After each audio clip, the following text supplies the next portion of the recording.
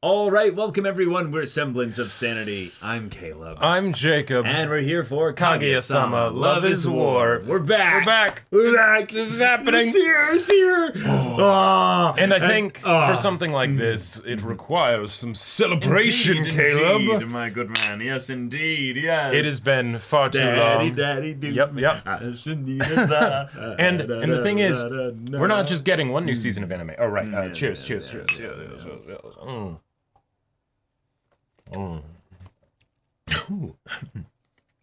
Wow. I don't even know if I can do that. Yep. I was gonna say that was a lot. Oh, but we're not just getting one season of anime. Yeah. We're getting two. Two. Because the dub. It's like dub. we get the show twice, all over again. So we will, over the course of season 3, be watching the dub. I think it's not necessarily out yet. Right, but that's something that is also going to be coming. That's something that's worth. But for now, for today, we are not actually getting directly into season 3 just yet because there's some stuff that we need to get to first. Yeah. We apparently had an OVA that was dropped in between season 2 and 3. Heard that it was quite worth the watch, so we're going to be checking that out. I don't know how canon it is necessarily, but there's also a PV that was released. Indeed. That was a single chapter of the manga. Right. That was just adapted as like a, Yep. hey, preview. Here you go. Normally, we don't do reactions to PVs and things like that, but apparently, since it's just, a continuation or an excerpt from the story, I mean, we got to. We got to at that point. So, yeah.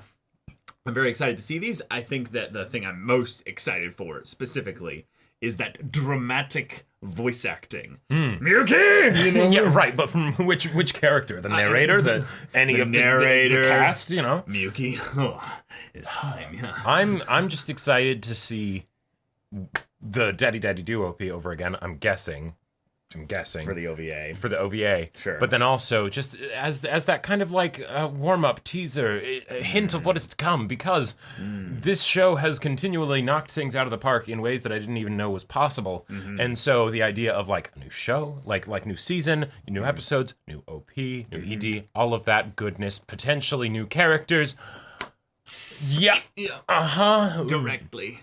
Feel like we are addicts that have been kept off of the stuff for too long, and now we're back. And now we're back, baby. Oh, back with the warring vengeance. Right, because love is war. It is indeed. And we're going to fight that mother flippin' Tsundere's war. That's right. Yes. Both of them. Right. Because they are absolutely against hopeless. The evil chaos pink but incarnate. I mean, they have been making lots of progress so far. So, like... Right. No, they actually have. Like, no, I know.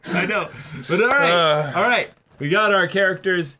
We got our OVA coming up here. So we'll be watching the OVA first, going through that, and then after that, immediately after that, same video here. We're gonna react to the PV as well, and then we'll do a discussion to both afterwards. Exactly. All right. So y'all, without further ado, let's get into this.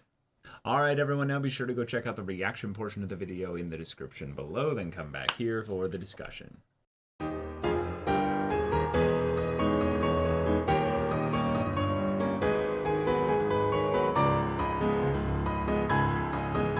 We're back. oh my god. Y'all were eating so good before season 3. I gotta say, though. I had no idea. I don't know why I... thought that there was going to be even the slightest bit of a hiccup with these things. Oh, of course not. But these were so over the top. Yep. And abundantly fun. And thank you for waiting. Yes, but yes, thank you audience for waiting. Thank you show for relegating that level of abundant fan service to an OVA. I feel like it would be a little... They have like a pained Ishigami expression of, he has no idea. right. I mean, who knows, maybe. But like, I could just imagine some of like the episodes with like the really serious heartfelt scenes and everything, with comedy and everything. But then like that, because we've had fan service in this show, but that level where it's just like, no, right out the gate. Sound effects. Yeah, sound effects. Chica rising from the water like a kaiju, the lines, right? And not even keeping it to just Chica, the physics engines for everybody, even the unnamed characters just walking in a line, boing, boing, boing. Holy shit. And we came this close to just showing actual just prawn on the actual like thing here. So that was something else. And then of course having the very, very subtle but very specific kind of fan service that every anime is required to do at some point, and that is showcase how Japanese food is the best dang looking food in animation. I thought you were going to talk about the, oh no, I lost my bar of soap. No, that was its own kind of thing. That's relegated to the pool stuff and everything. Oh my god! But I'm talking about the fact that cooking. Having cooking in Kaguya as a show is something that I've been really wanting them to go like more into, because the season 2 like OP is Kaguya preparing a little bento box for her Miyuki. Her tsundere, for her little tsundere boy, and you know, putting the little heart with the eggs and stuff in there, and it's like I'd really like to see that. That'd be really cool. But also having it be a thing where you can go into the voluptuous animation of like scooping the and of course Kaguya puts oysters in her fried rice. It's like, Kaguya, this is like street food. Like, exactly. This is like classic, you know, if you serve this to kids because they don't want to eat rice in a boring way. If there was like a taco to truck make it more exciting, right? You know? Like if you had a taco truck that had like truffles on it, it'd be like, what the fuck are you doing? Where are you? Who's back there? Right. Who's trying to like experiment on the populace? There's always money in the banana stand. So, okay, we got that. It was wonderful. I also genuinely love the motivation for why it would happen. Miyuki and Ishigami getting very competitive because it's like, no, this is our thing. There was a way to have it. The food is best when it's done this precise way. I love they're also setting them up as being bachelors, even in their high school age, where it's like, yes, single guys eating fried rice, and I just kind of had this moment of like, what? I have no idea what you're talking about. I don't remember those times. People who say that what are you talking that about? Bachelors can't cook. Well, okay, some can, but most can't. But I think it's really wrong. It's not that they can't cook. It's that they have like 3 to 5 things at most that they can cook, and they cook that a lot, and they can get pretty good at that because that's all that they do, right? There's no variety to it necessarily. And they're okay with that. And they're okay with that, right? Yeah, so they're alive. Yeah. So the idea that like they're like, hey, fried rice, no, we love this shit. It's what we cook. There you go. And it was a great way to showcase, after all Chika's bullshitting and stuff, some really cool insight into and reminders into who Shirogane is and the kind of life that he's lived, and so why he would be really good at making fried rice. I just have to say, the Chika bullshitting thing is such a fantastic callback to the ramen skit in the episode, where the guy believes she's actually cultured enough to understand the proper way to eat ramen. Right. She has no fucking idea what she's doing. Nope. But because she is the chaos incarnate being that all matter and logic gets sucked into, this kind of moment, and the fact that she doubled down on it was so good. But only then to lead it into a legitimately genuine thing that she emotionally resonated with, because she gets so invested in everybody else's stuff. And she stopped talking about objective facts, and she started talking about like her feelings. Yeah, which is like, that's great. That's great stuff. Also, when that was happening with the bullshitting and everything, I expected for them to redo another joke where they just showcase a little sidebar info thing that says daughter of a politician. And she's bullshitting everything. Yes. Like, because it's politicians don't just give bribes, they also talk about shit they have no idea about. And no idea. So that was absolutely wonderful, and I loved the idea of Kaguya then coming in and being like, hey, I'm going to be a part of this as well. That way, my crush can eat my cooking and everything. Cool, awesome. And Ino eats everything. Ino eats everything. Ino, a surprise to be sure, but a welcome one. Yeah, you know. I think in some ways, Ino is like the underrated best girl. Oh, 100%. She's very much a sleeper kind of like, Yep. Meta character. Exactly. Like But- Hayasaka.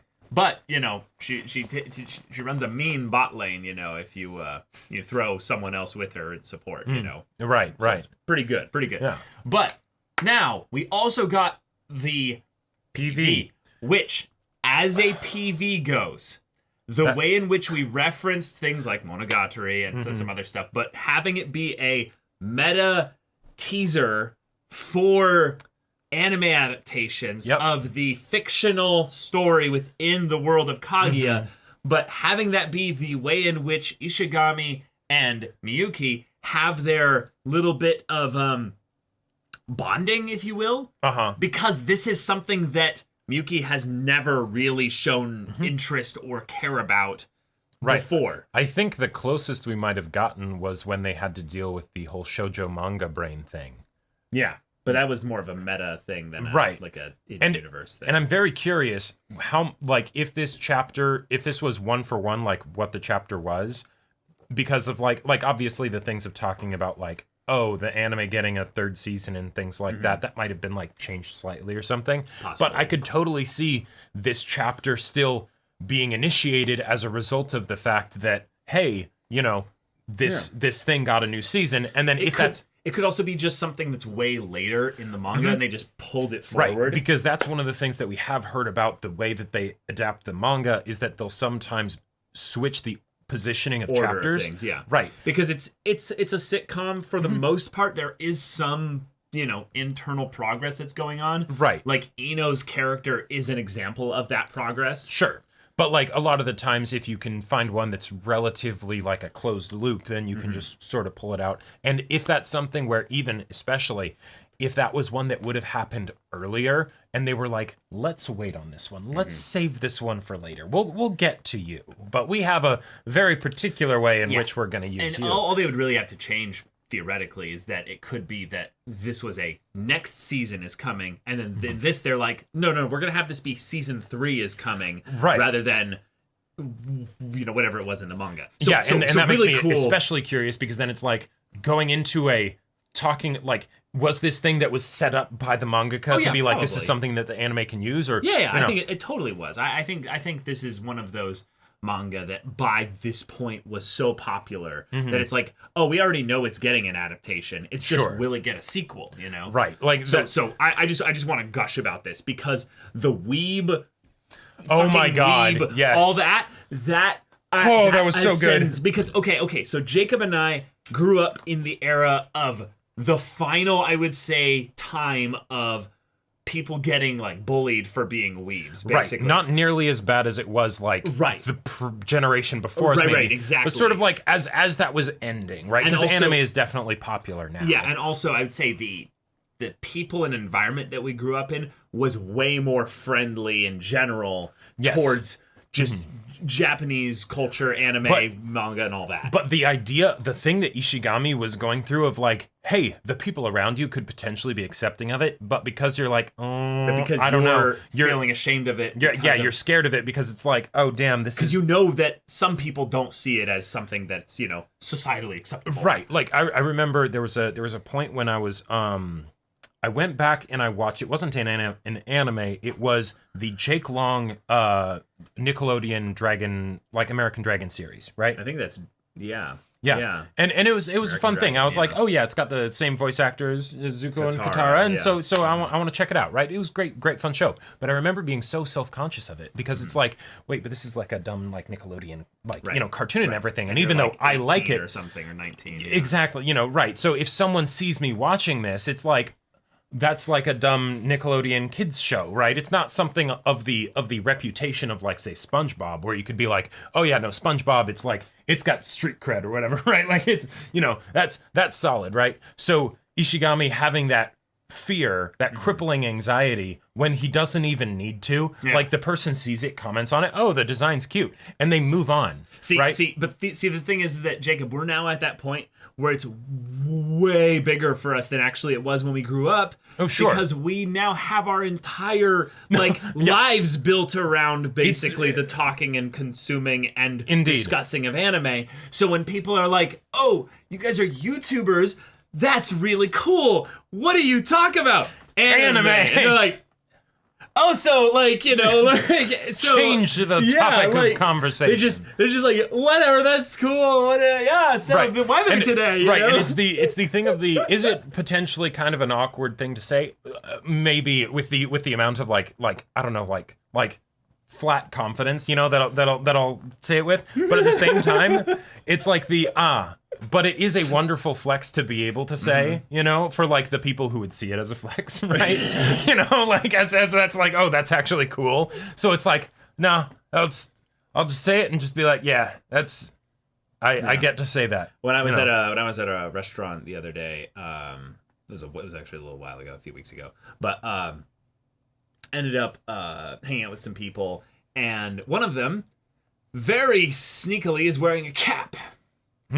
And on this cap is some orange X's with a green diamond in the middle there. And if you know that is the Hunter Association logo. Oh, right, yes. From Hunter x Hunter. And I'm looking at this and going, that is brilliant.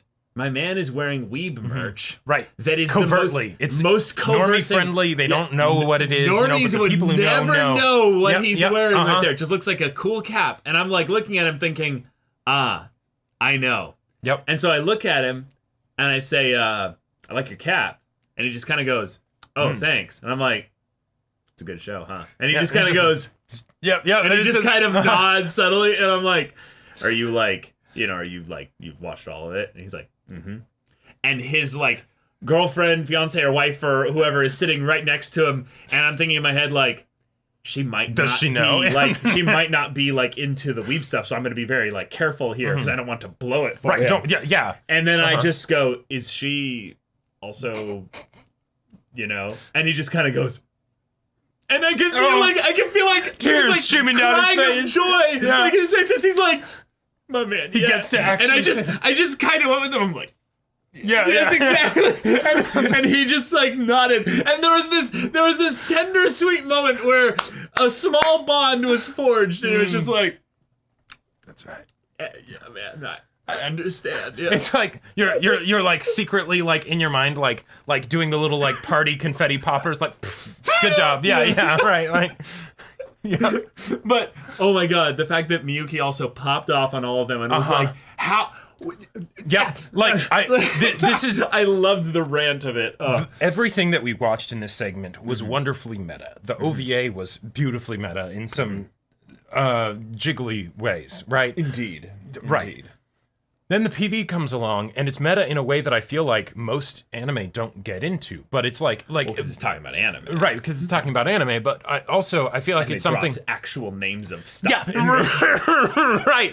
I actually want to look up what Ino's was because I didn't recognize that one. All the other ones, it's like okay, yeah, the classic thing of like the I like the Ghibli film. It's weeb, and then he's trying to make the girls like you. Right. He names the most like. Normie friendly thing he can think of that's recently popular. Yep. Not even a show, just a movie, you know. So that it's like Ino's the one confiscating as well the stuff. Right. But she's the one that apparently has the darkest tastes, you know. Or at the very least she has no self-confidence when it comes to being ordered. So she very much wants people to tell her what to do. Oh yeah, no, it's the whole thing of like sometimes a paladin just wants to, be a bottom. Hey, I mean, why do you think they're, I am the champion to everyone else. But they want to submit to a higher power. I'm just saying. How it works, God damn it. But I feel like this almost could have been like a meta thing of like, okay, hey, we want this series to get as popular as possible, but we also don't want people to necessarily feel ashamed of the fact that they like anime, because I could totally see Kaguya being a show that could bring people into anime that like as like an introductory anime potentially, right? But this is in combination with the fact that we just also had the most fan servicey, like ridiculously over the top. This is segment. after 2 seasons where the people have been brought into the fold a bit, but then it's the wait a minute, after just what we saw, how do I tell people about this show that I love? They even referenced it in the same thing. Because holy shit, wait, what's happening? And these girls are in high school, and what's going? You know, and there's just the soap pit in general. right? Like. Oh my god. Like, I do legitimately want to know if the shower scene in particular is anime original or not, because otherwise that could have some character implications, because you know, Kaguya and Chika looked like, you know, they were sort of like, oh wait, are we having a moment? You know, is something happening here? Do we need to add another legit canon ship to this show? Like, I don't know. What were you saying, that ship didn't exist before? Canon ship. When did that ever stop shipping? No, not that it would ever stop shipping, but it's legitimizing it, right? No. See, or would that actually take away the spice? You know, no. because if it's made why canon, would you then waste your time debating the canonical canonicity? Yeah, the canonicity of a ship. Oh, fuck that! Just have your ship. I just want to say, isn't it wonderful how much this boy has grown? Bro. No. There's a difference between shipping and like pure degeneracy. I mean, right, because shipping is not pure degeneracy. Yeah, right, exactly. But I just want to say, Mr. Domestic Girlfriend. I know what I'm about, son. I just want to showcase. Give this man credit where credit is due. No, because there was a time. No. When I remember him talking about how, but if a ship isn't even canon, if there's not even any chance of it being canon, what's the point? It's reaching. It's, you know, it's all that. Yes, the context matters. I was talking about actual story stuff there. If you're going to be a shipper in general, you don't care about the story at that point. You're there for for the imagination. Yeah, exactly. Yeah. So it'll take my things out of context. But that means that then it's important that then we had something potentially established of a ship being canon. Great ship regardless, right? I don't but if it's care. actually brought in as a potential canon ship, that changes things. Yeah. In my mind, it's not a ship if it's canon. That's just an actual relationship. Well, no, because, I mean, no one's in a relationship in this show other than the 2 side characters. Everyone's in a relationship in this story. Oh, yes, a friend relationship. Yeah. that they're hoping that will hopefully become a different kind of ship, you know? Right. But we hold out hope. But it has not happened yet. In some ways, I have more hope for Ishigami having an actual relationship. No, straight up, I feel like Ishigami Kaguya or Miyuki. I feel like Ishigami is the meta like other horse to bet on in this race, because he is the side character. Yeah. There can be progression for Ishigami with romantic relationships, and it doesn't end the conflict of the story. True. Whereas with Kaguya and Shirogane, Miyuki, they're the main 2 cast, right? Tsundere. Exactly. Too soon for these tsunderes, and soon like SOON, you know. Yeah. So Chika is the one that will never get in a relationship. Chika will never get in a relationship, but she will absolutely break hearts if she ever gets the chance. Whereas Ino and Ishigami, could see them potentially maybe having something happen. Or maybe with Kobachi. Yeah. Because, like, Ino was really nervous about the whole idea of, like, telling Ishigami specifically that his race was good. They have their past and all that. They have their past, but it's like, Yeah. But yes. Y'all, thank you so much for watching this OVA and PV reaction and discussion. If you want to see the first episode's reaction to Season 3 right now, though, go check out the link in the description below for our Patreon. You can get on early access there. You can watch full-length timer reactions there, and all this comes with Discord access. You can chat with us in the community there about this show, about anime in general. Don't be ashamed of your weebness. That's and also right. be sure to check out our Twitch channel. We stream every weekday. The info's in the description. Yeah, so if any of that interests you, we'll see you there. But until then, we're Semblance of Sanity. I'm Caleb. I'm Jacob. And we'll see you filthy fucking weebs next time.